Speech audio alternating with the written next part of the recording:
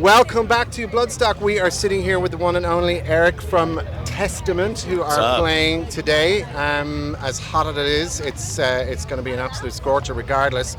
Dude, so it's not good. so bad. We were just in Spain, so this is. Oh yeah, this is it's a little like bit 40 nicer. something Yeah, over there. Crazy. So incredibly amazing to have you guys back. I was looking at the last. You the first time you ever performed at Bloodstock, I think, was 2007. Yeah, it was just like a smaller festival. Yeah. It wasn't. I remember the promoter saying it was going to be big. Get bigger and bigger. And here you know, we are, when you bigger. do shows like that and you kind of come back over the years, because you've played here many times, it must be nice to kind of see something like this actually growing and become bigger and bigger. Yeah, the prediction was right. There's a real nice familiarity now between you guys and the festival, and you're so accepted. It's great. Yeah, we're both going up. Yeah. So, right, Titans of Creation. Now, this album was released back 2020. Right when it hit. Everything hit, as we all know. Yeah. Don't want to talk about that because it's a downer. Well, we were going to pull it back and wait, but we figured it would be a great record for the pandemic. People have something to listen to and check out. When nobody really knew how long everyone was going to have to kind of sit on the sidelines and wait for things to open. So over that period of time, you got to live with this album, got to go out there, you would naturally be touring it. Now that the gate is open and you can do it, are we looking at a lot of material from that album in the live set? Because you didn't really get to get your teeth into it initially. Yeah, I mean, that was with Gene, now we got Dave Lombardo. Yeah. So he had to learn a lot of songs, and right now, I'm not sure tonight, but we have like 3 songs in the set list. 3? Yeah. Wow. Because we have a lot of songs. Yes. We have a big roster of songs. So it's really hard. Rich discography, I believe. Yeah, and it's hard to pick, because there'll be 5 that I want to chuck, so I don't want to play those. And I go, all right, well, we kind of always go back to the old school stuff. Yeah. So it's hard to blend it all in, but I think we got a good set for tonight. And then, you touched on the fact that obviously Gene is departed and Dave is back in. Did the obviously great, amazing landmark drummers, both of them, but different styles. But with Dave in there, did it give a kind of a different sort of shot of energy into things? Yeah, his groove is a lot different. I noticed we sped up a little bit. Oh, really? Which is a good thing. I like that. I like that we're speeding up. And but yeah, people have been asking, obviously, with the Gathering, with Dave back in there, are there some changes? There was more songs in there. Now we're kind of focusing on the new record. Yeah, we're doing DNR, which was the first track off the record that he did with us, The Gathering. Okay. And we had True Believer in there, but I think that one got pulled away. It's a little bit windy here, guys. Yeah. So the lineup, particularly today, is almost like it could be 80-something back in. I mean, there's so many of your friends playing the festival today. There's we got Exodus, we got Heathen. I mean, Exodus. It's just amazing. Yeah.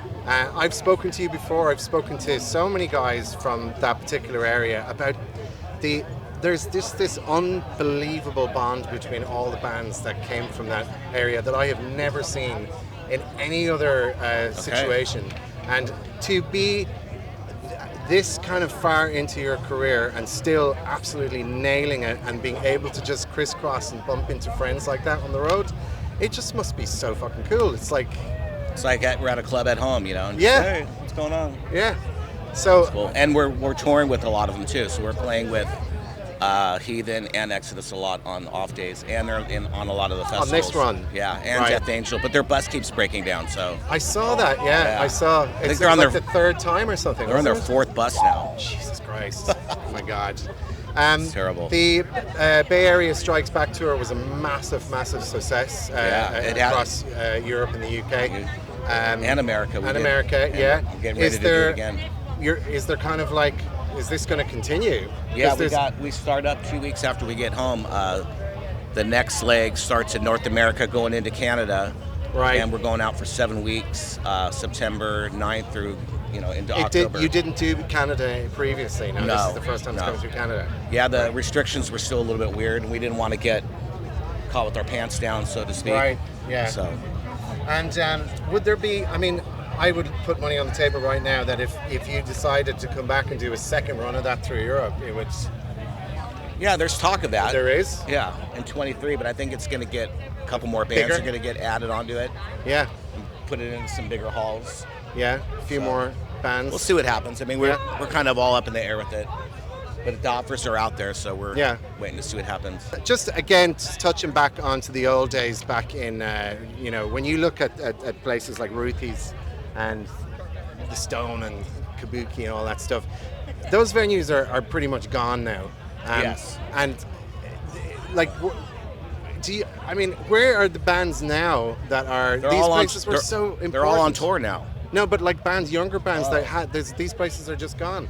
Does it kind of break your heart to see that? Well, in like a weird way, because now we become like in the 80s, like the 60s, that there was all the bands that were around then, like Hendrix and Joplin, and we're kind of those bands now, but older, because here we are in the 20s of the 2000s, and we came out in the 80s. So when you put it that way, it's like it's mind blowing. I'm just like, whoa, absolutely.